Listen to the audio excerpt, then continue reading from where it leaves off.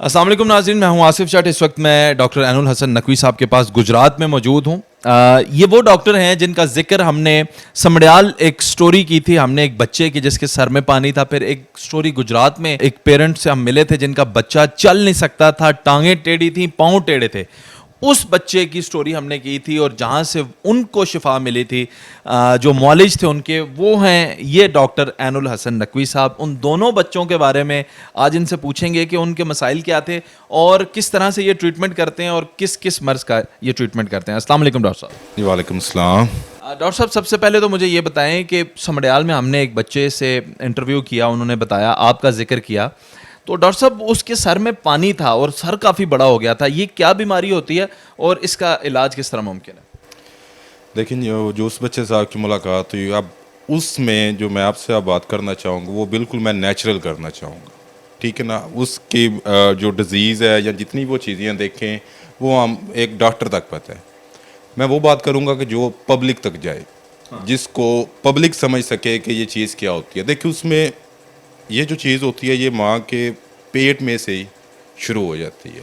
जब बच्चा दुनिया में आता है, डिलीवर होता है, तो उस बच्चे का साइज़ बाकी बच्चों की निस्बत बहुत बड़ा होता है। अब वो जो उसके जो होता है कि उसमें दिमाग में पानी की मिकदार बहुत ज़्यादा होती है, ठीक है। अगर उसका बार वक्त जो हमारे वाला ट्रीटमेंट है ये शुरू किया जाए तो उससे जो पानी की मिकदार है वो बिल्कुल ख़त्म होगी, जो साइज़ है सर का वो नॉर्मल हो सकता है, ठीक है। हाँ, अगर इसको रिकवर नहीं करेंगे तो उसके साथ बच्चे को नेक होल्डिंग में मसला आएगा, बच्चे को चलने में प्रॉब्लम होगी, बच्चे को दौरे पड़ सकते हैं, ये सब चीज़ें, ठीक है। और दूसरा मैं इसके साथ बताना चाहूँगा, देखिए इसमें दो सूरत हाल बनती है। एक, यहाँ तो सर बच्चे का बहुत बड़ा हो जाता है, यहाँ एक बच्चे के सर का साइज़ बहुत छोटा रह जाता है, जिसे हम आम लफ्ज़ों में कहते हैं कि ये वो कोई और टाइप की मखलूक है या कुछ भी। देखें उसमें ये होता है कि जो सर छोटा रह जाता है उसमें बच्चे की ब्रेन की ग्रोथ प्रॉपर नहीं होती, और उसका भी एक बेहतरीन और मुकम्मल इलाज है, ठीक। और जो जो सर बड़े का मसला है उसमें जो मैं स्पेशली कहना चाहूँगा कि अगर किसी बच्चे के सर में पानी है तो वो उसका ऑपरेट वगैरह या उसमें शंट वगैरह नहीं डलवाएं, कि उसकी आगे बहुत सारी पेचीदगियाँ आती हैं। बच्चा अपना नीम बेहोशी में रहता है, उसको झटकों का प्रॉब्लम बन जाती है, उसकी वो जितना प्रोसीजर है उसका बॉडी का बहुत ज़्यादा डिस्टर्ब होता है, और हमारे वाले तरीक़ेकार में बहुत कम अरसे में। अच्छा, बार बार लफ्ज़ इस्तेमाल कर रहे हैं हमारे वाला तरीकाकार, तो आप होम्योपैथी से इलाज करते हैं? देखें होम्योपैथिक में हमारे पास हर सोर्स ऑफ वो मेडिसन के बहुत ज़्यादा सोर्सेज हैं, जिन तरीक़ों से अपना मेडिसन हासिल करो, और इन बीमारियों का एक कामयाब इलाज है। और बहुत कम अरसे में स्पेशल जितने बच्चे हैं ये, चाहे उन्हें को सर का मसला है, सर का साइज छोटा बड़ा है, चलने में मसला है, बोलने में मसला है या सुनने में मसला है, कोई भी प्रॉब्लम है उन्हें, तो बहुत कम अरसे में ये वो बच्चे जो है वो सेहतयाब होंगे। और यहाँ पे मैं ख़ास तौर पे कहना चाहूँगा, देखें इन बच्चों के इलाज की एक जो गोल्डन एज होती है वो होती है कि अगर 1 साल या 1.5 साल के अंदर अंदर पेरेंट्स पिक कर लें कि हमारे बच्चे में कोई प्रॉब्लम आ रहा है, तो वो बच्चा बहुत जल्द ठीक होगा। उस बच्चे को किसी भी एक्स्ट्रा चीज़, किसी एक्सरसाइज पे, किसी मालिश पे, न किसी भी ऐसी चीज़ पे मत डालें। देखिए जब तक उसकी बॉडी की रिक्वायरमेंट पूरी नहीं होगी, जब तक उसकी ब्रेन ग्रोथ बहाल नहीं होगी, जब तक उसके मसल्स की ग्रोथ बहाल नहीं होगी, अगर उसकी हड्डियों में कोई प्रॉब्लम आ रही है, जब तक वो बॉडी उसे रिकवर नहीं करेगी, हम किसी भी बाई फोर्स, किसी भी अपना उसके प्रेशर के तौर पे हम उसे अपनी जगह पे नहीं ला सकते। जिस तरह मैं देखें, मैं आपके सामने बैठा हूँ, तो आप अगर ये मेरी मूवमेंट कर रही है तो ये मेरी बॉडी के ऑर्गन पूरे हैं, ठीक। हमारी मेडिसिन का मेन किरदार ये होता है कि बॉडी के अंदर जितनी कमी होती है, जो जो चीज़ें बॉडी के अंदर वर्क नहीं कर रही होती, हम उन चीज़ों को ऊपर लेके आते हैं। जब वो वर्क शुरू करती हैं तो बच्चा बिल्कुल अपनी नॉर्मल पोजीशन में आ जाता है। बिल्कुल सही। डॉक्टर साहब, एक और पेशेंट जो हमसे मिला, जिसकी टांगें भी टेढ़ी थी, पाँव भी टेढ़े थे, बैठता ही था, 3.5 साल का हो गया था, फिर आपने मेडिसिन दी, वो चलना बल्कि भागना शुरू हो गया। वो क्या केस होता है? देखें अब वो जो बच्चा है उसको रिकट्स का प्रॉब्लम है, यानी जिसमें बॉडी की जो हड्डियाँ हैं टेढ़ी होना शुरू हो जाती हैं। अब उसके पाँव की पोजीशन ये थी कि उसका पाँव की बिल्कुल उसका जो टखना है वो बाहर आ गया, पाँव उसके उल्टे हो गए थे। अब बहुत कम अरसे में वो बच्चा, माशाल्लाह आपने उसे गेम से देखा है, वो भाग रहा है, दौड़ रहा है, वो बच्चा बातें नहीं करता था, वो बातें कर रहा है।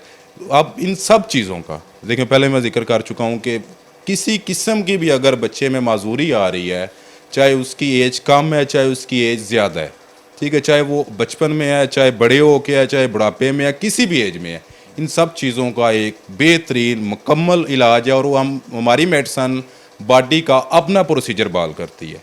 यानी हम किसी भी आर्जी चीज़ पे या किसी भी आर्टिफिशियल चीज़ पे नहीं छोड़ते। हमारी जितनी भी स्ट्रगल होती है वो यही होती है कि बॉडी के जितनी भी अपनी चीज़ें हैं, जितने भी अपने आर्गन है, वो अपना पूरा वर्क करें, बॉडी वो सलाहियत पैदा करे कि एक माजूर बंदा जो है वो एक सेहतमंद ज़िंदगी की तरफ चल पड़े। यानी ये तो फिर रिकवरी टोटली ऑर्गेनिक होगी और बड़ा इसमें जाहिर है कि मरीज को फ़ायदा होगा। डॉक्टर साहब, क्या सिर्फ आप पाकिस्तान में या ख़ास तौर पे पंजाब से ही बच्चों को देखते हैं, या अगर बैरून मुल्क में भी जो लोग मुकीम हैं और उनके बच्चों में कोई डिसेबिलिटी है तो वो भी आपसे अद्वियात मंगा सकते हैं, या ऑनलाइन कोई ट्रीटमेंट का सिलसिला? जी, अल्लाह की ज़ात का करम है, शुक्र है कि इस वक्त यानी हमारी मेडिसन जो है वो पूरी दुनिया में जा रही है, और अल्लाह की ज़ात करम भी कर रही है कि जो लोग काफ़ी अरसे से परेशान थे, अल्लाह की ज़ात उनके बच्चों को सेहतमंद कर रही है, वो हमें दुआएं दे रहे हैं। किसी भी कंट्री में अगर कोई मेडिसन मंगवाना चाहे तो वो मेडिसन मंगवा सकते। क्या वो डेडलाइन है, क्या वो ऐसा टाइम है कि जिसमें बच्चे के अंदर कोई उन्हें तब्दीली या कोई ऐसी चीज़ नज़र आए, बैठ नहीं रहा या बोल नहीं रहा, तो उस वक्त आपसे रुजू करना मुनासिब है, या उससे देर करें तो फिर बहुत देर हो जाएगी? अच्छा, बच्चा जब 4 या 5 माह का होता है, अभी माँ की गोद में ही होता है, तो वो सहारे के साथ वो बच्चा बैठना शुरू कर देता है। अब इस पे बहुत ज़्यादा नोट करने वाली बात है, जो मैं पब्लिक को मैसेज देना चाहूँगा, पेरेंट्स को मैसेज देना चाहूँगा कि अगर 6, 7, 8 माह तक अगर बच्चा बैठना शुरू नहीं करता, अगर आप किसी भी डॉक्टर के पास लेके जाते हैं, अगर कोई भी डॉक्टर आपको कहता है कि ये बच्चा जैसे जैसे वक्त गुजरेगा ये बच्चा बैठेगा, सबसे गलत बात ये है। या कोई भी डॉक्टर आपको 6 माह 8 माह तक या 1.5 साल के बच्चे को ये कहेगा कि इस बच्चे के इसको कमज़ोरी है या इसको ब्लड की कमी है, उसकी वजह से नहीं बैठ रहा, तो वो भी उसको सही गाइड नहीं कर रहा। अगर आपका बच्चा किसी भी सूरत हाल में अगर 1 साल 1.5 साल तक चलना बैठना शुरू नहीं करता, तो उस बच्चे में कहीं ना कहीं पे कोई ना कोई जो मजूरी के चांसेस हैं वो आइंदा बनेंगे।